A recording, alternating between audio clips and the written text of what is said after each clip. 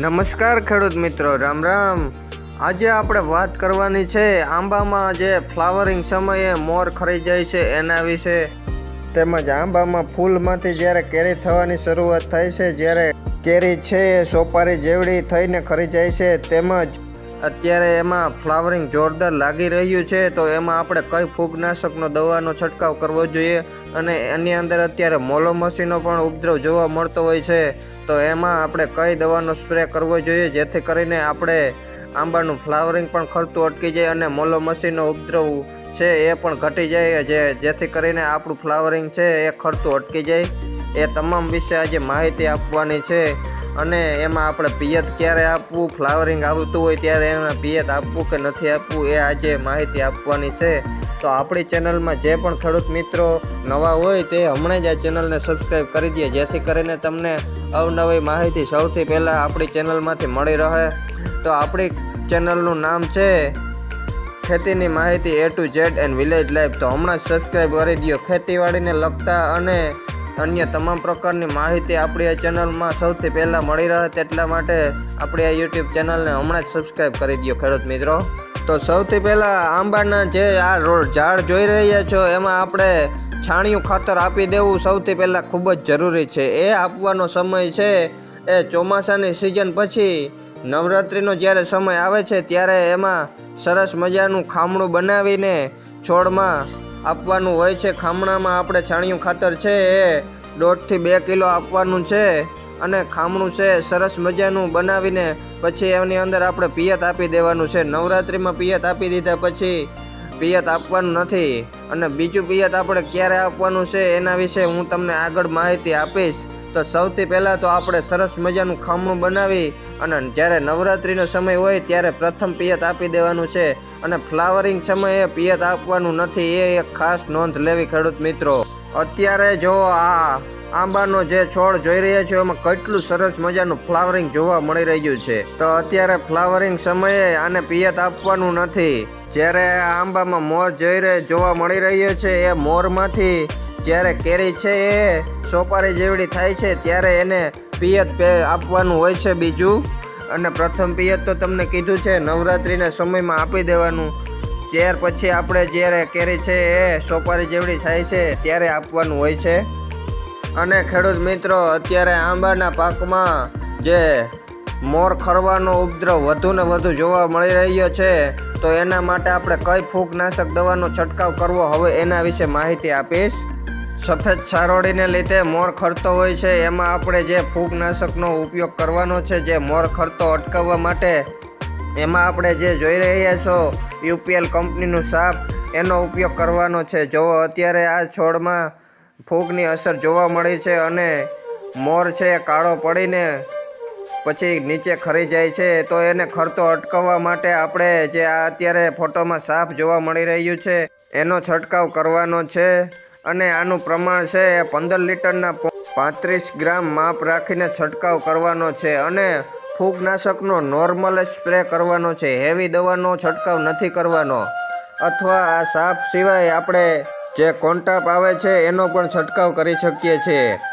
જો કોન્ટાપનો છંટકાવ કરતા હોય તો એનું પણ 30 થી 35 ml માપ રાખીને છંટકાવ કરવો અને નોર્મલ સ્પ્રે જ કરવાનો દવાનો, ઘાટો સ્પ્રે નથી કરવાનો, જે આપણે ફ્લાવરિંગમાં સારામાં સારું રિઝલ્ટ આપે છે અને મોર ખરતો પણ અટકાવી દે છે।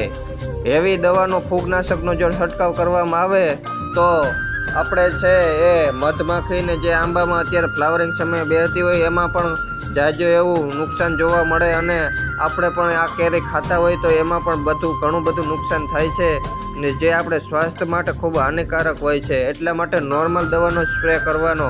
અને હવે આપણે વાત કરશું આંબાના પાકમાં મોલોમસીનો ઉપદ્રવ પણ જોવા મળતો હોય છે, કાળી મોલોમસી ને એવું જોવા મળતું હોય છે, તો એમાં આપણે એસિટામિપ્રાઇડ 20% આવે છે એનો છંટકાવ પણ કરી શકીએ છીએ। જો એસિટામિપ્રાઇડ છે એનો સ્પ્રે કરવો હોય તો 15 લીટરના પંપમાં 10 ml માપ રાખીને છંટકાવ કરવો, અથવા ઇમિડાક્લોપ્રાઇડ છે 17.8% એનો પણ છંટકાવ કરી શકો। એનું પ્રમાણ છે 15 લીટરના પંપમાં 10 ml માપ રાખીને છંટકાવ કરી શકીએ।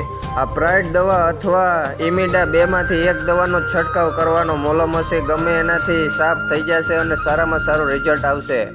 આંબાના છોડમાં નોર્મલ સ્પ્રે જ કરવાનો, બાકી હેવી દવાનો છંટકાવ નહીં કરવાનો, જેથી કરીને આપણે જે આ કેરી ખાતા હોઈએ છીએ આપણા સ્વાસ્થ્ય માટે પણ ખૂબ જ હાનિકારક થાય છે. એટલા માટે નોર્મલ દવાનો સ્પ્રે કરવાનો.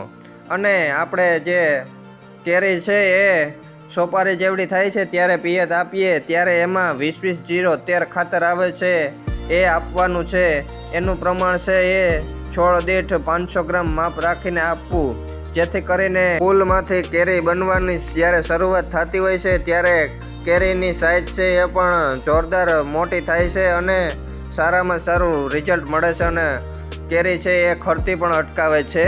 અને હવે આપણે આગળ વાત કરીએ કે જ્યારે કેરી આપણે આંબામાં બંધાતી હોય છે ત્યારે પીળી પડી અને ખરી જતી હોય છે, તો એમાં આપણે જે ઉપયોગ કરવાનો છે ઓર્ગેનિક દવાનો, એ દવા છે વનામૃત અથવા જીવામૃત. ગમે બેમાંથી એક છંટકાવ કરવાનો છે પંપમાં નાખીને. 15 લીટરનો જે પંપ હોય છે એમાં એનું પ્રમાણ છે 50 ml માપ રાખીને છોડ ઉપર છંટકાવ કરવાનો હોય છે.